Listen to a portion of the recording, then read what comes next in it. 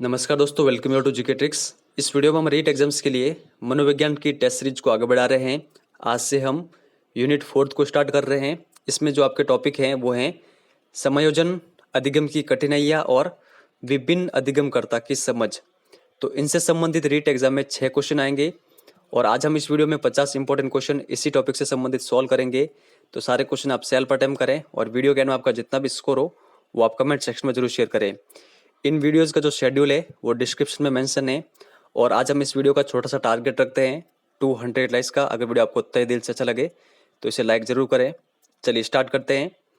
हमारा first question दे रखा है, जब व्यक्ति समय की मांग के अनुसार कार्य नहीं कर पाता है तो वह शिकार हो जाता है तनाव का, दबाव का, कुंठा का या फिर दुश्चिंता का। तो आप बताएं इसका सही आंसर क्या होगा। तो यहाँ पर जो इसका करेक्ट आंसर होगा वो होगा ऑप्शन नंबर फर्स्ट, तनाव का वो शिकार हो जाएगा। जब व्यक्ति समय की मांग के अनुसार कार्य नहीं कर पाता है तब वो शिकार हो जाता है तनाव का। जैसे कि आप 10 घंटा पढ़ाई करना चाहते हैं और आप केवल 2 घंटे ही पढ़ाई कर पा रहे हैं, तब एक समय के बाद में आप तनाव का शिकार हो जाएंगे। चलिए नेक्स्ट आगे देखते हैं। हकलाने का मनोवैज्ञानिक कारण है घर तथा विद्यालय का तनावपूर्ण वातावरण, शब्द भंडार, अपर्याप्त होना, संवेग का तीव्र प्रवाह या फिर कोई नहीं। तो यहाँ पर जो इसका करेक्ट आंसर होगा, हकलाने का मनोवैज्ञानिक कारण है संवेग का तीव्र प्रवाह।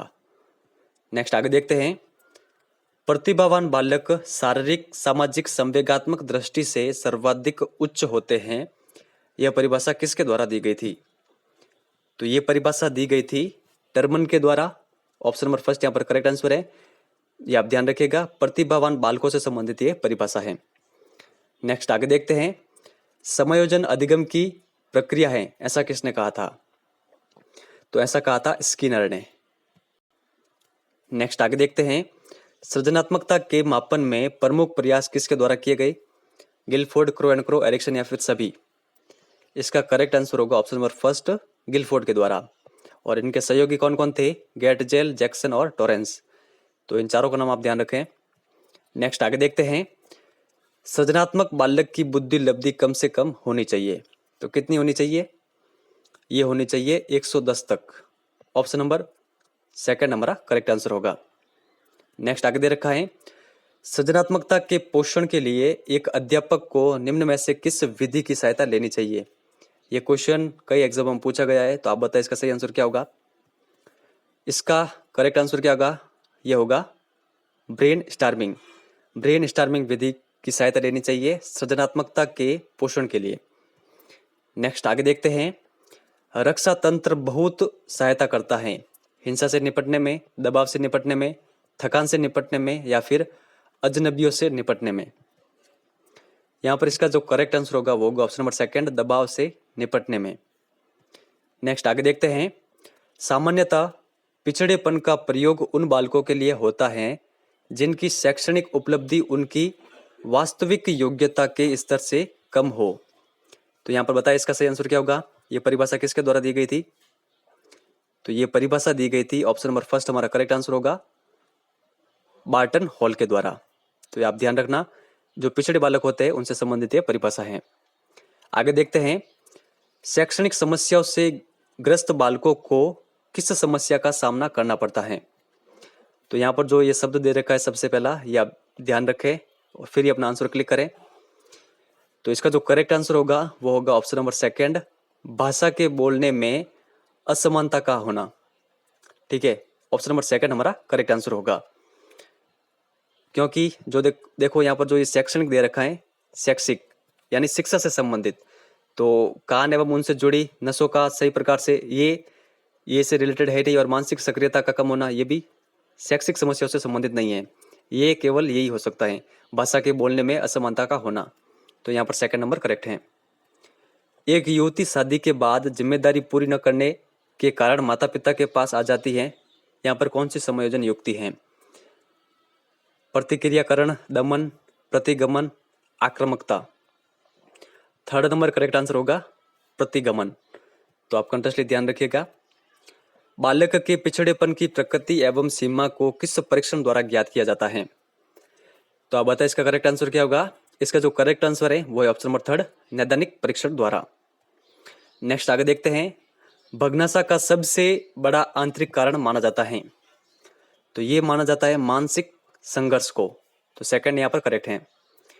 आगे दे रखा है, विशिष्ट बालकों का वातावरण से समायोजन हो जाता है, तो अब बताइए इसका सही आंसर क्या होगा, ये होगा कठिनता पूर्वक, तो यहाँ पर ऑप्शन नंबर सेकंड करेक्ट है। समायोजन को इंग्लिश में एडजस्टमेंट कहते हैं। नेक्स्ट आगे दे रखा है, परीक्षा में असफल होने के कारण बालक द्वारा कारण प्रश्न पत्र परीक्षक द्वारा कॉपी ठीक से जांच नहीं करना बताया, यह कौन सी रक्षा युक्ति है, तो अब बताइए इसका सही आंसर क्या होगा, प्रक्षेपण, प्रतिगमन, दबाव या फिर युक्तिकरण। तो यहाँ पर जो हमारा करेक्ट आंसर होगा वो होगा ऑप्शन नंबर फर्स्ट, प्रक्षेपण। प्रक्षेपण क्या होता है, प्रक्षेपण अपनी असफलताओं का दोष किसी और पर डालना, तो यहाँ पर यही हो रहा है। नेक्स्ट आगे देखते हैं, पृथक कक्षाओं एवं संवर्धन कार्यक्रमों का प्रयोग किसकी शिक्षा के लिए किया जाता है, ये क्वेश्चन भी कई एग्जाम में पूछा हुआ है, तो यहाँ पर जो हमारा करेक्ट आंसर होगा वो होगा ऑप्शन नंबर फर्स्ट, प्रतिभाशाली बालकों के लिए। आगे देखते हैं, वह बालक जो समाज द्वारा प्रचलित नियमों का उल्लंघन करते हैं बाल अपराधी कहलाते हैं, ये परिभाषा किसकी आप बताएं, तो ये परिभाषा दी गई थी हिली के द्वारा, ऑप्शन नंबर सेकंड यहाँ पर करेक्ट आंसर है। बाल अपराधियों के संबंध में यह परिभाषा है। बाल अपराधी कौन होते हैं, वे जिनकी उम्र 18 से कम हो और किसी अपराध में संलग्न हो, तो ये आप ध्यान रखें। कुपोषण के प्रभाव के बारे में निम्न में से कौन सा कथन सत्य नहीं है, ये आरटेट एग्जाम में क्वेश्चन पूछा हुआ है, तो आप बताएं इसका सही आंसर क्या होगा। इसी प्रकार के क्वेश्चन आपको रीट एग्जाम में भी देखने को मिलेंगे, तो इसका सही आंसर माना गया था ऑप्शन नंबर फर्स्ट, कुपोषण के प्रभाव के बारे में ये असत्य है। तो ये क्या दे रखा है, जीवन के बाद के वर्षों में यह मस्तिष्क की कोशिकाओं को प्रभावित करता है, ये गलत है। तो कुपोषण के प्रभाव में जो सत्य कथन है वो भी पढ़ लेते हैं, यह बालकों की सीखने की योग्यता को प्रभावित करता है। आगे दे रखा है, बालक निराश एवं आशंकित रहते हैं, यह कद को प्रभावित करता है, तो ये तीनों सत्य बताए गए थे, ठीक है, इसको गलत माना गया था। नेक्स्ट आगे देखते हैं, ये क्वेश्चन भी आरटेट 2012 में पूछा गया था, निम्न में से कौन से पिछड़े हुए बालकों की विशेषता नहीं है। कुछ स्टूडेंट ऐसे भी है कि सर आप ऐसे तो नहीं बता रहे हो, तो आप बकायदा पेपर उठा के देख सकते हैं, आपको वहां पर ये क्वेश्चन सारे मिल जाएंगे। तो ऑप्शन पढ़ते हैं, वे अपनी प्रकृति पद्धति योग्यताओं के कम स्तर की शैक्षणिक उपलब्धियों का प्रदर्शन करते हैं, सामान्य विद्यालय कार्यों के साथ वे गति नहीं रख पाते हैं, वे अपनी आयु के बालकों से काफी पिछड़ जाते हैं, या फिर कम बुद्धि रखते हैं। तो इसका करेक्ट आंसर माना गया था ऑप्शन नंबर फोर्थ, वे कम बुद्धि रखते हैं, ये सत्य नहीं है, पिछड़े हुए बालकों की ये विशेषता नहीं है, ये तीनों होती हैं, तो आप ध्यान रखिएगा। आगे देखते हैं, मंगोलिज्म होता है, तो मंगोलिज्म क्या होता है, ये होता है मानसिक दुर्बलता, ऑप्शन नंबर फर्स्ट हमारा करेक्ट आंसर होगा। आगे दे रखा है, प्रतिभावान बालकों की पहचान के लिए हमें सबसे अधिक महत्व किस पर देना चाहिए, तो आप बताएं इसका सही आंसर क्या होगा। अभिभावकों के मत को देना चाहिए, वस्तुनिष्ठ परीक्षणों के परिणाम को देना चाहिए, या फिर शिक्षक के निर्णय को देना चाहिए, या फिर समुदाय के विचारों को देना चाहिए। तो यहाँ पर इसका जो करेक्ट आंसर होगा वो होगा ऑप्शन नंबर सेकंड, वस्तुनिष्ठ परीक्षण के परिणामों को देना चाहिए। आगे देखते हैं, निम्न में से कौन सी डिस्लेक्सिया की विशेषता नहीं है, वाचन परिशुद्धता, गति एवं बोध की समस्या, सीधे या उल्टे हाथ का प्रयोग के संबंध में निश्चय, लिखने की धीमी गति, या फिर छपे हुए शब्दों को सीखने और याद करने की कठिनाई। इसका करेक्ट आंसर होगा, डिस्लेक्सिया की विशेषता नहीं होती है, सेकंड नंबर ऑप्शन। फिर नेक्स्ट आगे देखते हैं, बालक में उम्र बढ़ने के साथ साथ ज्ञान व वृद्धि होती है, अतः किसी विशिष्ट उम्र का बालक यदि उस उम्र के लिए निर्धारित प्रश्नों का उत्तर नहीं दे पाता है तो वह अवश्य ही मंद बुद्धि है। ये परिभाषा किसने दी थी, काफी इंपॉर्टेंट परिभाषा है, ये परिभाषा दी गई थी बिनी के द्वारा, तो यहाँ पर ऑप्शन नंबर फर्स्ट हमारा करेक्ट आंसर होगा। आगे दे रखा है, जो कि रीट 2018 में ये क्वेश्चन पूछा गया था, श्रवण में विकृति की माप की जाती है, तो ये की जाती है डेसिबल में, ऑप्शन नंबर सेकंड यहाँ पर करेक्ट है। छात्रों में चोरी करने की आदत को कैसे दूर किया जा सकता है, बालकों को पारितोषित करके, उदाहरण देकर, ताड़ना देकर या फिर सजा देकर। तो यहाँ पर इसका करेक्ट आंसर होगा उदाहरण देकर। ठीक है, उदाहरण देकर हम छात्रों में चोरी करने की जो आदत है उसको दूर कर सकते हैं। ताड़ना देकर तो ये तो कर ही नहीं सकते, सजा देकर भी नहीं कर सकते हैं। और अगर हम उनको पारितोषित करेंगे तो फिर जो उनकी चोरी की आदत है वो कभी नहीं जाने वाली। केवल उदाहरण देकर ही हम उनकी आदत को हम दूर कर सकते हैं, चोरी करने की आदत को। तो आगे देखते हैं फिर, थायराइड ग्रंथि की अनियमितता से कौन से व्यक्ति पूर्णतः बने रह जाते हैं और मानसिक दुर्बलता के शिकार हो जाते हैं।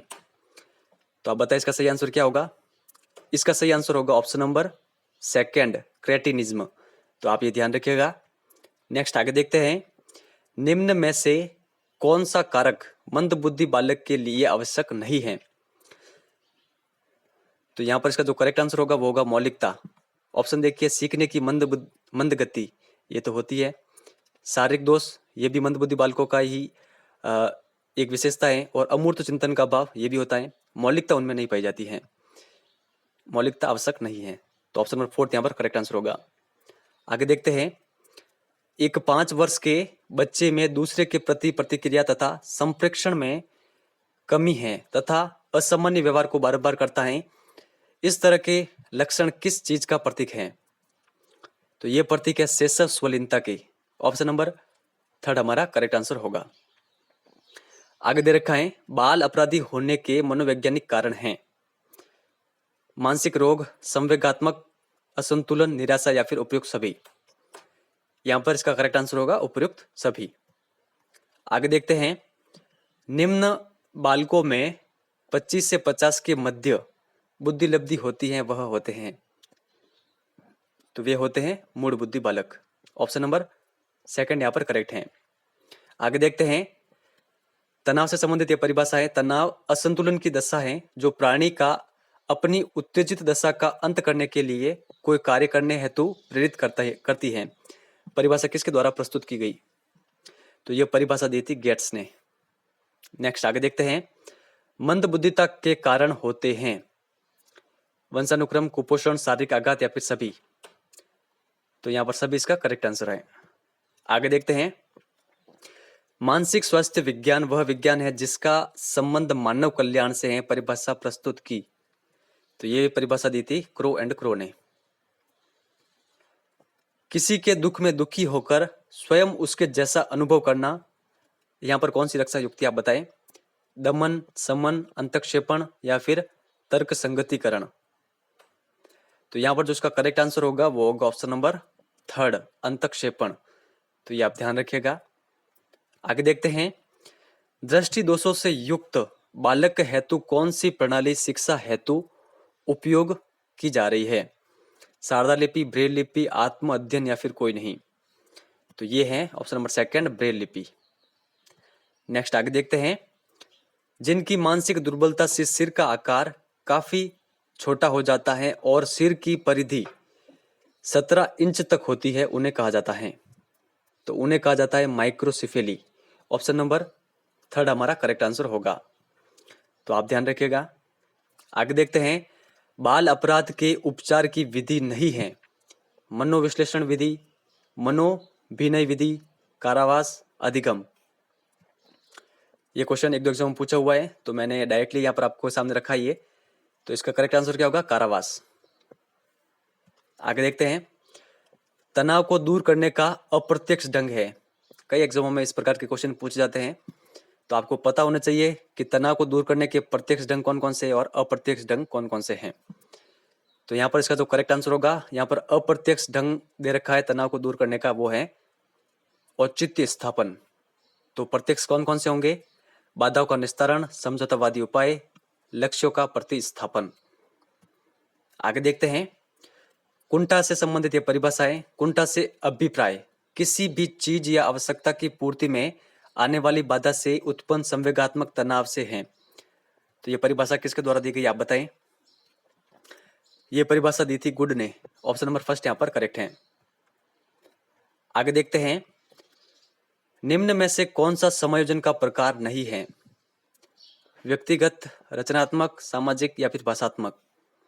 तो समायोजन का प्रकार नहीं है भाषात्मक। व्यक्तिगत समायोजन होता है, रचनात्मक समायोजन होता है, सामाजिक समायोजन होता है, व्यावसायिक समायोजन होता है और स्थानापन्न समायोजन होता है। तो ये आप ध्यान रखिएगा। आगे देखते हैं। राम नई पुस्तक से पढ़ना चाहता है, परंतु परिवार की आर्थिक स्थिति कमजोर होने से वह पुरानी और फटी पुस्तक से ही खुशी से पढ़ता है। तो यहाँ पर ये कौन सी स्थिति वो आप बताएं। समायोजन, भग्नाशा, कुंठा या फिर संघर्ष। तो इसका करेक्ट आंसर होगा ऑप्शन नंबर फर्स्ट, समायोजन। एडजस्टमेंट कर रहे हैं वो। नेक्स्ट आगे दे रखा है, निम्न में से कौन सा सही नहीं है। अंतर्मुखी, स्वयं अपने में रहना, प्रक्षेपण, अपनी गलती दूसरों पर डालना, युक्तिकरण, अपना गुस्सा दूसरों पर उतारना, प्रतिगमन, पुरानी आदतों में लौटना। तो आप यहाँ आसानी से दो ऑप्शन कट कर सकते हैं, फर्स्ट और फोर्थ। क्यों? क्योंकि जो यहाँ पर ये दोनों दे रखे हैं, इन दोनों में काफी हद तक समानता है।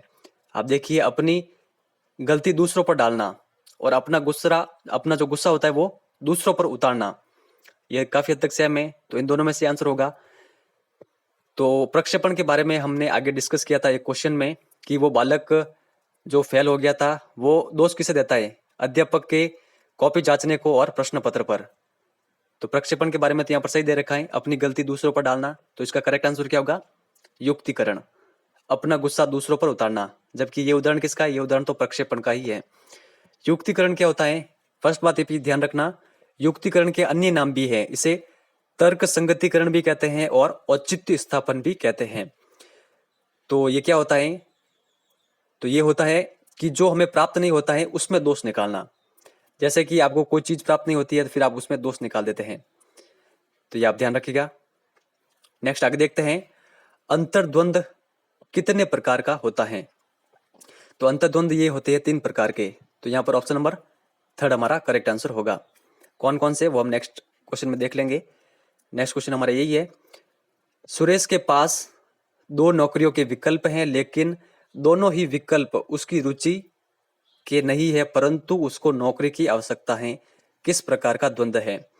तो ये जो दे रखे हैं द्वंद, ये 3 प्रकार है द्वंद के, अंतर्द्वंद के, आप ध्यान रखिएगा। तो यहाँ पर इसका जो आंसर क्या होगा, इसका जो सही आंसर होगा वो होगा ऑप्शन नंबर फर्स्ट, परिहार परिहार द्वंद। तो ये आप ध्यान रखिएगा। नेक्स्ट आगे देखते हैं, एक मानसिक रोगी बालक के अध्ययन के लिए शिक्षा मनोविज्ञान एवं अनुसंधान की उपयुक्त विधि है। तो कौन सी है, ये होगी प्रयोगात्मक विधि। ऑप्शन नंबर सेकंड यहाँ पर करेक्ट आंसर होगा। आगे देखते हैं, राष्ट्रीय मानसिक विकलांग संस्थान कहाँ पर स्थित है। तो ये स्थित है सिकंदराबाद, और ये कहाँ पर है, ये है वर्तमान तेलंगाना में। अगर आपको इस क्वेश्चन में कुछ भी कंफ्यूजन हो तो आप गूगल पर सर्च जरूर करें, कमेंट सेक्शन में ना लिखें कि इसका आंसर कुछ और होगा। मैंने गूगल पर सर्च कर दिया है, और जो सबसे ऑथेंटिक साइट है विकीपीडिया में यही दे रखा है, सिकंदराबाद। चलिए आगे देखते हैं, सृजनात्मक बालकों की परिभाषा है, किसके द्वारा दी गई वो आपको बतानी है। सृजनात्मक बालक नए संबंधों के ज्ञान को उसकी उत्पत्ति के विषय में चिंतन के परंपरागत तरीकों से हटकर असाधारण विचार उत्पन्न करने की योग्यता रखता है। तो यह परिभाषा किसके द्वारा दी गई आप बताएं। यहाँ पर हमारा करेक्ट आंसर होगा आइजैक की ये परिभाषा है। आगे देखते हैं, काफी अधिक इंपॉर्टेंट प्रश्न है, जब अचेतन मन में दबी हुई इच्छाएं चेतन मन में आने का प्रयास करती है तो व्यक्ति किसका शिकार होता है, तनाव का, दबाव का, कुंठा का या फिर दुश्चिंता का।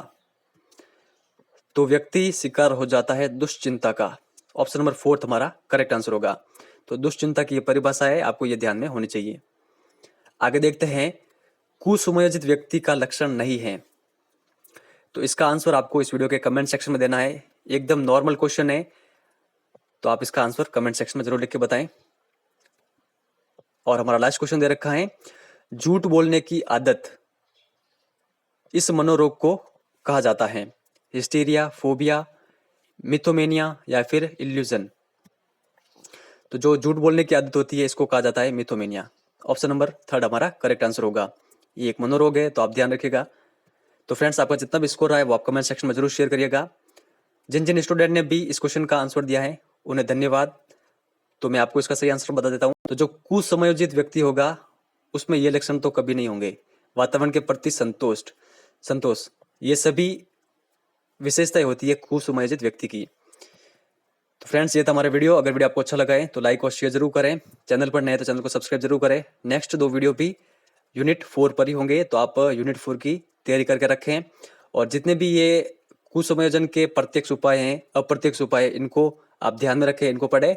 इनसे संबंधित अधिक से अधिक मैं क्वेश्चन आपके सामने प्रोवाइड करूंगा ताकि कंटेस्टली ये आपको याद हो सके। तो इस वीडियो में इतना ही है। धन्यवाद।